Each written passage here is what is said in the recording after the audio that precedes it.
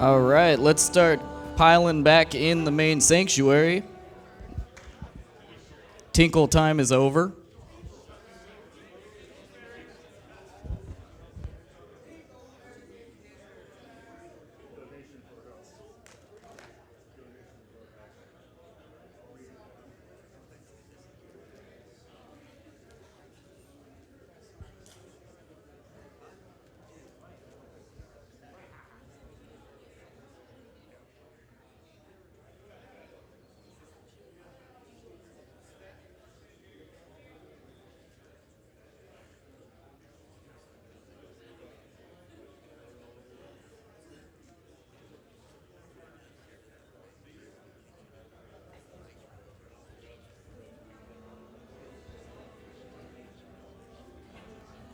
We'll start it up in 1 minute, 60 seconds, 59 seconds, 58 seconds.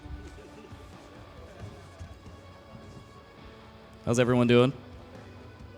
Pretty good? Right on. Blessed? That's good. Thumbs up. 2 thumbs up. I like it.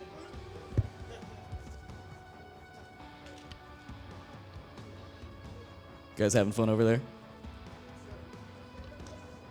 Did we give caffeine to Stafford? That was a bad idea.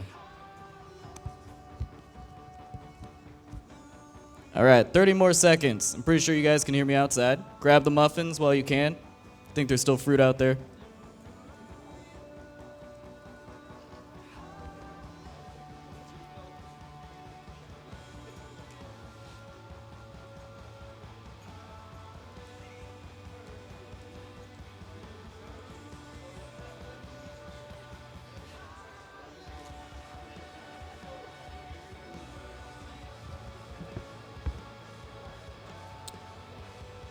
All right, we're going to start it up. Once again, welcome to the Restoration Recovery Conference. Calvary and the Bridge Restoration Ministry welcomes you. Thank you guys for coming out. We're pretty awesome people, and so are you guys. Thank you. I'm not sure if you guys have been told ahead of time, but we do, after the speakers and everything, we're going to have some crazy events going on outside. We're going to have a Fear Factor event. We're going to be eating some things that some people would probably not find pleasant. Such as fish eyes, balut, if you know what that is, and something that comes from a bull, and there's 2 of them. Let your mind wander. All right, aside from that, we're going to have a tug of war between the different houses. That should be interesting. And a water balloon toss as well. Water balloons. All right. So our next speaker, he's attended UCLA on an athletic scholarship and graduated with a BA degree in sociology. After graduating from UCLA and marrying his college sweetheart, he began his career working for the El Dorado County Probation Department. He worked 11 years for the county before beginning his career with the California Department of Corrections and Rehabilitation. He has worked at 5 different prisons in the Classification Service Unit and headquarters. Randy Grounds was the warden for the Correctional Training Facility in Soledad, and then was reassigned as the warden for Salinas Valley State Prison. He has worked in law enforcement for over 34 years until his recent retirement about a year ago. Since retiring from CDCR, Randy has been involved with transformational leadership training with Prison Fellowship Ministries and other organizations in an effort to give back to the community served. Ladies and gentlemen, let's welcome Randy Grounds.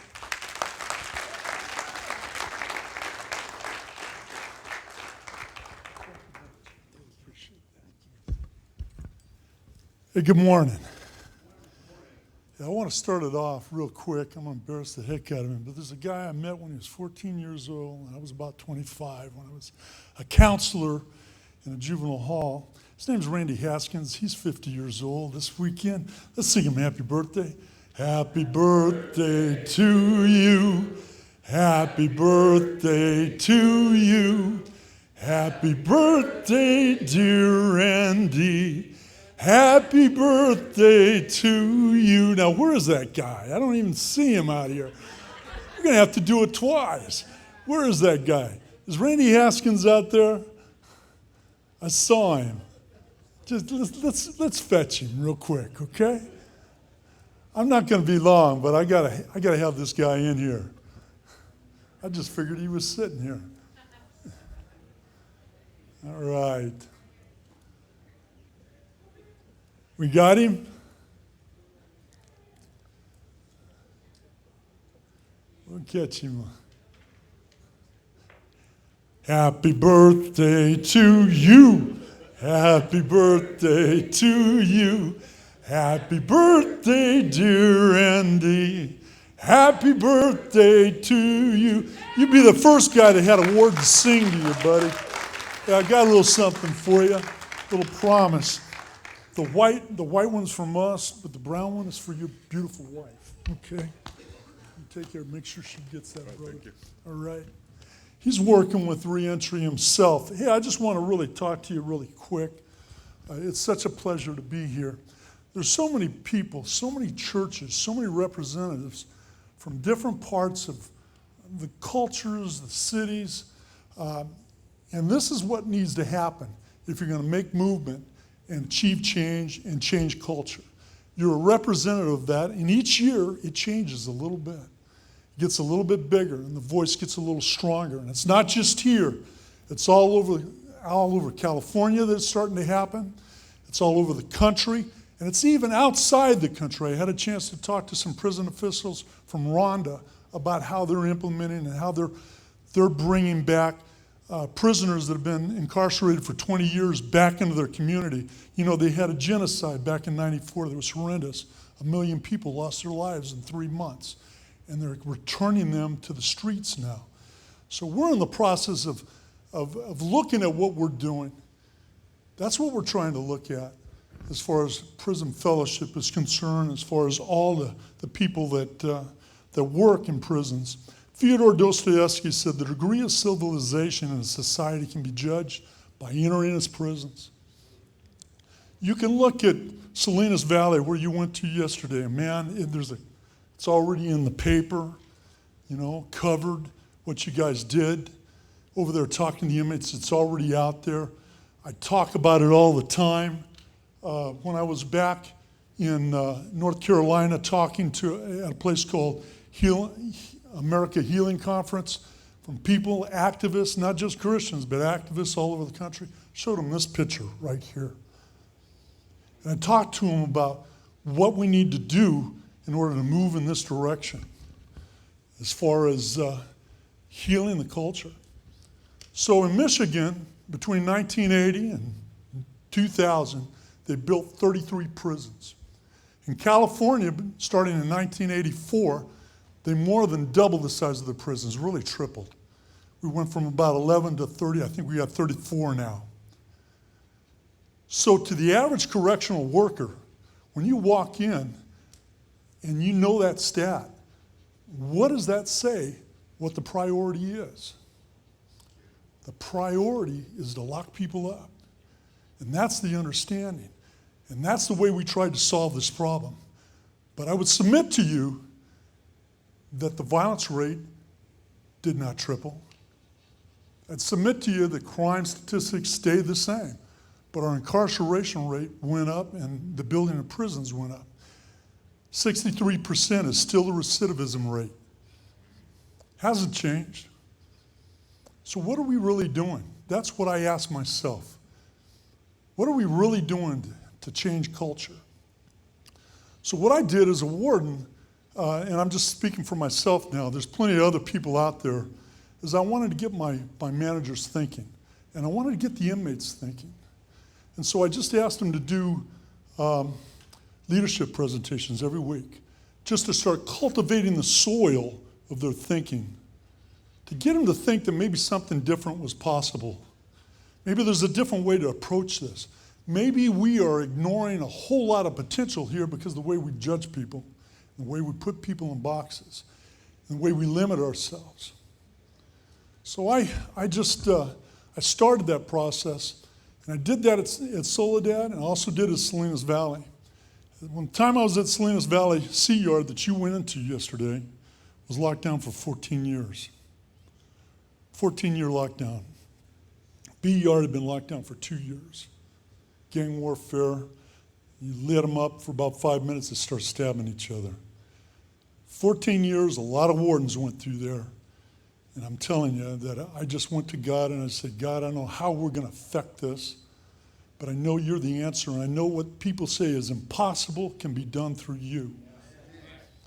And so I talked to my wife, and she had a group of women that were praying, and they prayed, and my wife came up to me and she said, Randy, that place is going to program for you. And so we prayed, because I really believe in Ephesians 6, the battle is spiritual, but you have to walk it out too. And so there's a lot of things I did. I talked to my staff. I also talked with the inmates. I said, I'm paroling 5 lifers to the street over at Soledad, the prison I just left, and you guys can't even come out of your cell. Do you realize the potential that you have here if you'll just get along and come on out? We could start by just getting out on the street, out here in the yard. We quadrupled our program size. They started listening. I started putting things out over the video, television. The inmates that see me on television, they think it was a big deal. It was just me talking to them over the. It was interesting. Some guys, I saw you on the TV, as if though that made me something, but it didn't. I was just telling them what the possibilities were. And to their credit, they listened.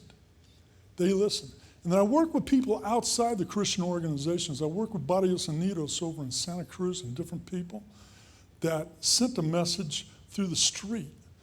And then we had some things happening with a short corridor up in Pelican Bay that all worked together that I think helped contribute to people wanting to come out on that yard and do well. And so as a result of the staff working together, the inmates working together, you were able to go in there yesterday. And you took it to a place that's never been done. You're a first. You took it to a place on that yard, which I believe was one of the most violent yards in the state of California. And I am not kidding. That's no exaggeration. One of the most violent yards in the state of California. You guys were in on yesterday, talking to those inmates.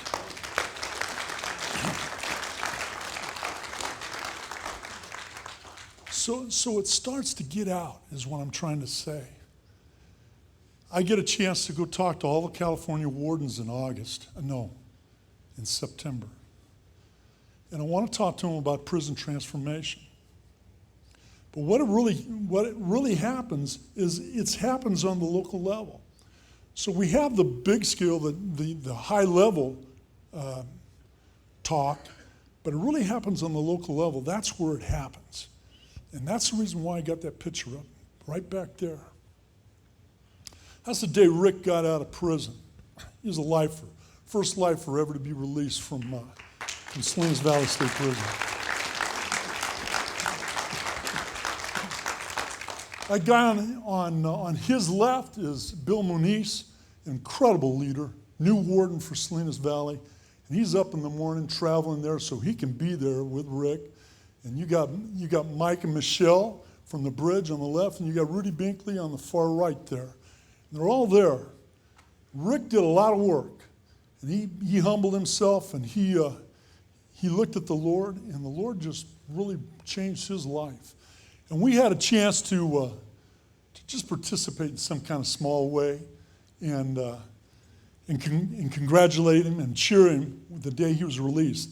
His news of being released off a level 4 maximum security prison shot like wildfire throughout that prison. What did he do? What's the answer? And so all I can say is that we wanted to build relationships with leaders locally.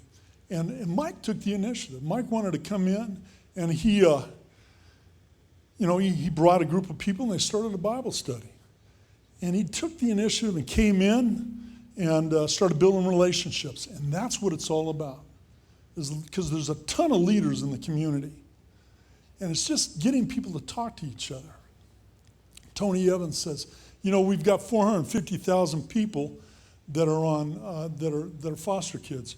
We got 450,000 churches in America.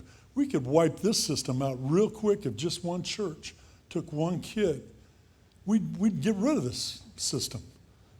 So what I'm trying to say is there's so much potential that God wants to do, and I just want to paint the picture to what you guys did yesterday. You were part of something phenomenal, whether you realize it or not. to whatever degree. You did something that people said couldn't happen a few years back in that prison. You were a part of something, spreading the good news of Christ and reaching out and developing relationship.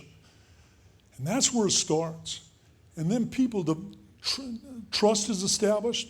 And then when it comes time to parole, there's a bridge already built. And it's no coincidence they call that program the bridge. But Mike's and Michelle, that's not the only program in town. There's a lot of folks and a lot of potential, a lot of leaders right here in this room. And I really think it's incumbent on the warden to reach out to those people and bring them into the prison, because they're the gatekeepers. They need to get them in. They can't do the work. Law enforcement can't do it. We can do our job, but we need to join hands with everybody in society, Christian and non-Christian alike, that want to see the violence go down.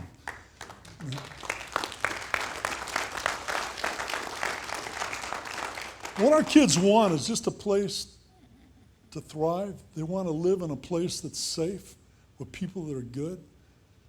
We can do that. That which seems like it just repeats over and over again. You pick up the paper and another guy's shot or another kid catches a bullet. That can stop. Some of my best leaders in that prison are guys that are in the gang. And they can change, and God can do a work. And all of a sudden, they leave what they knew, like the gentleman before us, and they become a leader for Christ.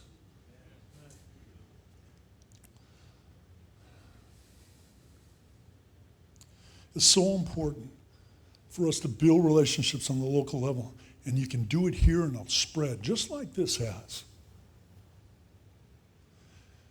What was thought an impossibility became possible. God wants to do something with prison fellowship, I'm telling you. It's like prison fellowship on steroids. I was talking to Q earlier. I'm getting a chance to meet with Jim Liskey in September when I travel back to Florida. We're going to be talking about these things. I'm a part of a group that goes around and talks to wardens all over the country about transformational leadership. We need to think differently. This does not have to cost the legislature a dime. We don't need any money. We just need people talking to each other. We need churches talking to each other, willing to get each other's house, because it's the church of Monterey. It's not, we don't want to just duplicate and have all these separate things going on. We want to join hands.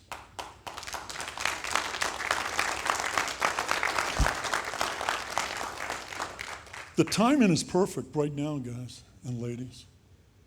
Q said, he said, if the church will talk, if the church will join hands, we can be the tip of the spear.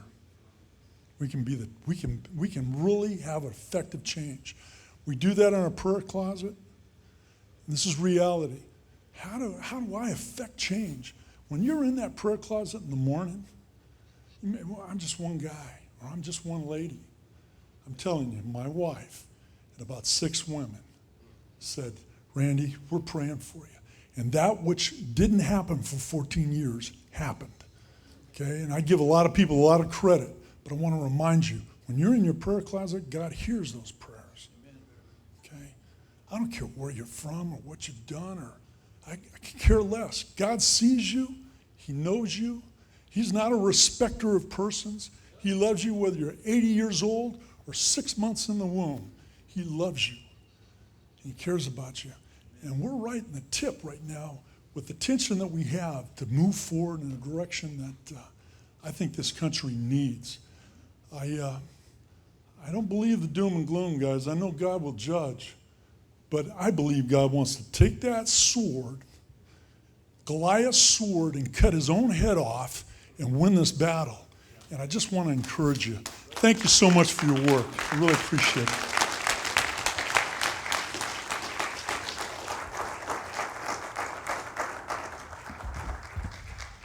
All right, thank you, Randy Ground. When that man speaks, everyone listens. Thank you. All right, our next speaker is Rick Cadriel. Rick went to prison. Give it up, give it up.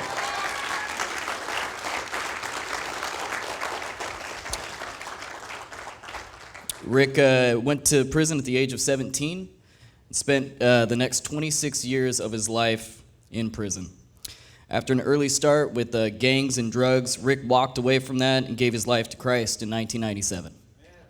Amen. 18 years later, he became the first lifer to ever get granted parole from Salinas Valley Prison.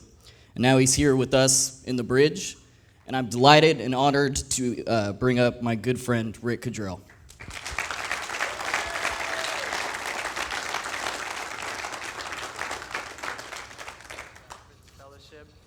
I'm actually one of the field directors here on the Central Coast, and my job is to actually implement programs here in Salinas Valley, also in CTF. So today what we're going to do right now is to go through these fence and through this gate and actually go into Alpha Yard. It's a SNY yard, so it's special needs. So it's a lot of gang dropouts, people that kind of are fed up with kind of like the prison politics, and they want to kind of improve and better their lives. So they drop out of their gangs and go into this protective custody type yard. So we're going to interview one of my guys. His name's Rick Cadriel. He's actually the first lifer to ever get parole from Salinas Valley State Prison since it's been open. So it's been open for about 18 years.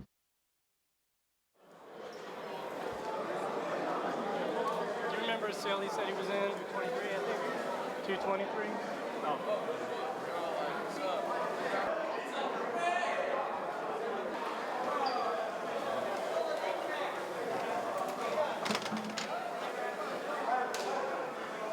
Okay, good. You probably have to stand where you can. Yeah. Hey, this is your pad, huh? This is nice. My name is Rick. I'm 42 years old. I've been in prison for the last 25 years. I came in as a juvenile when I was 17 years old, and I recently got granted parole from the parole board in December of 2013. I'll be going home in March of next year, so I'm excited about that. When I started really spending time thinking about the harm that I caused others, I started realizing that I needed to make a change, and I got invited to go to church, and I gave my life to Christ. It didn't happen overnight, though. I was still a gang member. I was still on an active yard in an environment where wanting to change just wasn't going to happen overnight. A lot of my inner changes that needed to take place, they took place, but over time. I got in so much trouble when I first got locked up. At the time, I was 17 years old. I was in Tracy Prison, and I had a 27-year to life sentence.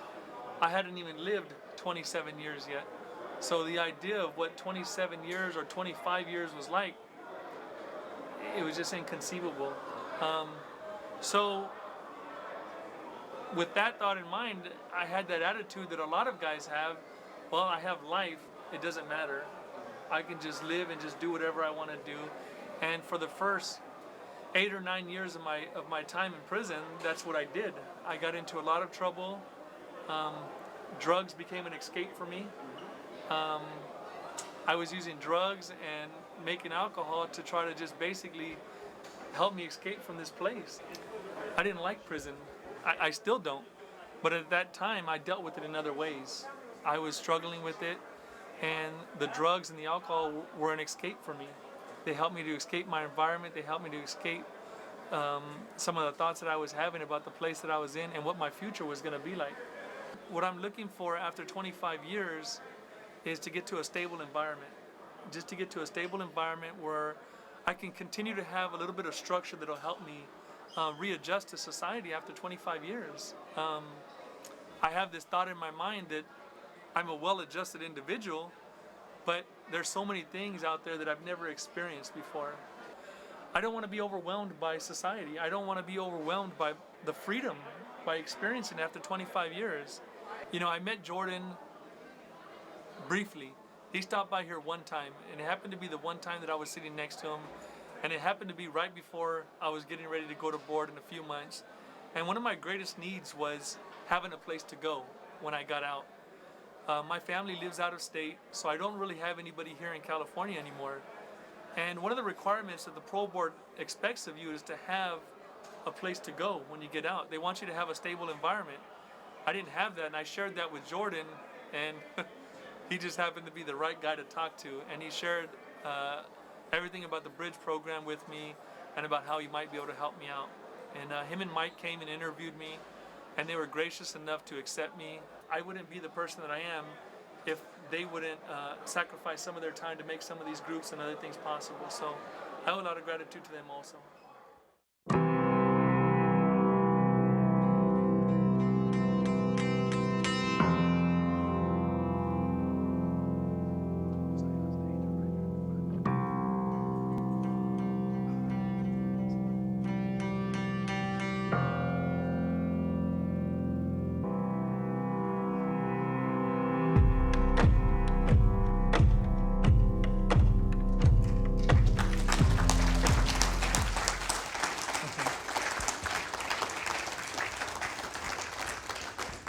Good morning, everybody.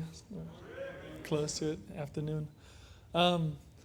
Really quick, before I started, I just wanted to briefly talk about the gentleman that was just up here right now, Randy Grounds. He was the warden at the same prison that I was in, and just an amazing guy. I mean, you could spend a week with him and still not know how great he is. He really did a lot to change that prison. It was a pretty violent prison. A lot of staff assaults, a lot of inmate-on-inmate violence, and because of who he is, he did a lot to change that prison to really make some positive things happen. The gentleman that was up there, the new warden, Bill Muniz, is just a continuation of doing the same thing. And now you have, Jordan and some of the other programs going in there. You have Dave Dove going in there with the Toomey program. So there's a lot of positive things happening. So me being here today, giving my life to Christ was a big part of that. But it's programs that other people are volunteering to go in there to do that are helping me to have some of the other tools. God helped me to change my life, but there's still other things that a person needs to learn or that a person needs to change about himself. And you need some help with those things. So, I want to thank some of these other guys that are going in there volunteering, all the people that went in there yesterday to the prison. You might not see some of the results or the things that you want to see on that day, but you never know how you can change somebody's life, or what kind of impact it'll have on their life. So Jared kind of explained my situation in a nutshell. I was 17 years old, living right here in this county. Shot a man during a robbery when I was 17. Got sentenced to 27 years to life. When you're 17 years old back in the 80s and you go to prison was pretty violent back then.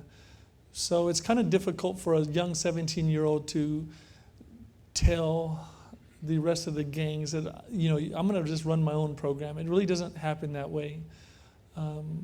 So I kind of did what a lot of young guys that go to prison for the very first time do. You kind of follow the path that's already laid down in front of you. And for the most part, that's gangs, drugs, violence, hatred for self, hatred for others. And I kind of immersed myself in that for the first 8 or 9 years of my time in prison. Got into a lot of trouble. And it was around 97, this guy who lived down the tier from me kept bugging me for months to go to church with him. And I kept telling him no. I eventually ran out of excuses to tell him, and so I relented and went to church with him one day. And I gave my life to Christ there in Salinas Valley, the same prison right there that you showed. That was the last time I ever got in trouble in prison. So for the next 18 years, I stayed there in that level 4 maximum security prison. I went in front of the parole board 3 different times. Got denied my first 2 times, and on my last time, I got granted parole. Made it home about 4 months ago after serving 26 years. So, thank you. It's been a blessing. I'm in the Bridge program with Mike and Michelle, and yeah, that's right. And it's a blessing there. And coming home after 26 years and coming there, it's been great. The guys are really big help, and everybody just welcomed me with open arms. But this recovery conference right here is about restoration. So I wanted to share a little bit with you guys. One of my favorite stories is Lazarus. Lazarus had died and came back to life. So I wanted to share a little bit with you guys about that, because I think for a lot of us, it kind of in some ways mimics some of the things that we go through in our lives. So I'm just going to read a few scriptures. I'm going to jump around a little bit. But I'm going to start, it's in John chapter 11. It says, "Now a certain man was ill, Lazarus of Bethany, the village of Mary and her sister Martha. It was Mary who anointed the Lord with ointment and wiped his feet with her hair, whose brother Lazarus was ill. So the sisters sent to him, saying, 'Lord, he whom you love is ill.'" So Jesus was out doing what he was doing and stayed a little while. As you go on to one of the verses in 17, it says, "Now when Jesus came, he found that Lazarus had already been in the tomb 4 days." Lazarus died during the time that Jesus was out doing his ministry work. One of Lazarus' sister, Martha, it says, "When Martha heard that Jesus was coming, she went to meet him, but Mary remained seated in the house. Martha said to Jesus, 'Lord, if you had been here, my brother would not have died.'" Lots of us can look at situations in our lives where we're calling out to God to intervene in our situation. And we, similar to Martha and Mary when their brother was sick, we do the same thing. When we find ourselves in a situation, we call out to God and ask him to come and intervene in our lives or to come and help us out. In this situation, Lazarus died. It says, "Now, when Mary came to where Jesus was and saw him, she fell at his feet, saying to him, 'Lord, if you had been here, my brother would not have died.' When Jesus saw her weeping, and the Jews who had come with her weeping also, he was deeply moved. Then Jesus, deeply moved again, came to the tomb. It was a cave, and a stone lay against it. And Jesus said, 'Take away the stone.' Martha, the sister of the dead man, said to him, 'Lord, by this time there will be an odor, for he's been dead 4 days.'" Sometimes in our lives, we're hoping for God to intervene in our life, and we get to that point where his intervention, at least in our minds, has passed. And we look at some of the hopes and dreams that we have for our lives, and they're gone, and we think that, there's no hope of that ever happening again. When I was in prison, when I would go in front of the parole board, I went the first time in 2007. They said, "You're doing pretty good, come back in 4 years."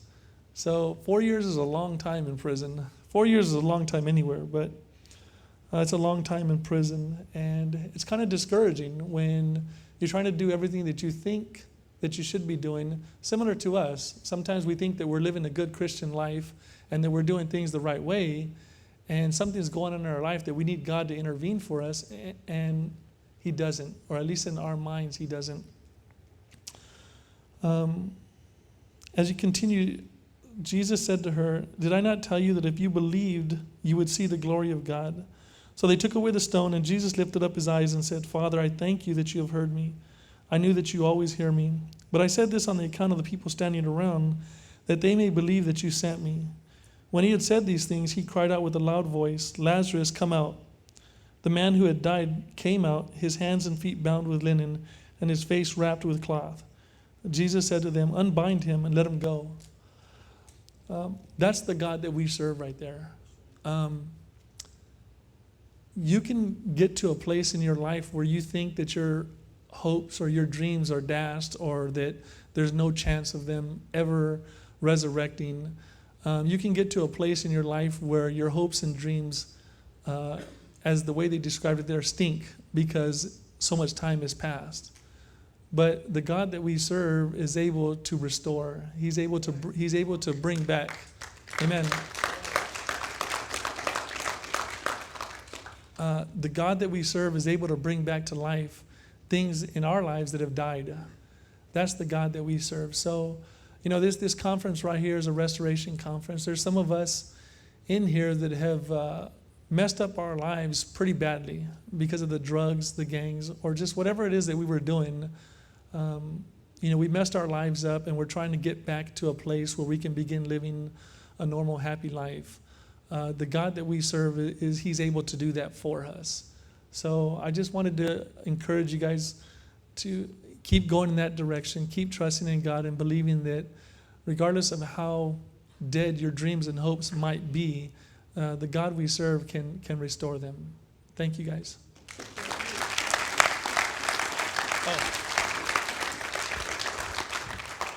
So what we're going to do right now is we're going to go ahead and take a break before lunch.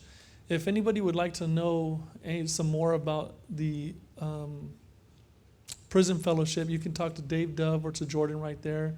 We have Mike and Michelle right here who are ready to answer any questions you guys have about the bridge. We have some other groups here, so if you guys have any questions, you guys like to learn some more about these things, please ask. You guys enjoy yourself. Thank you.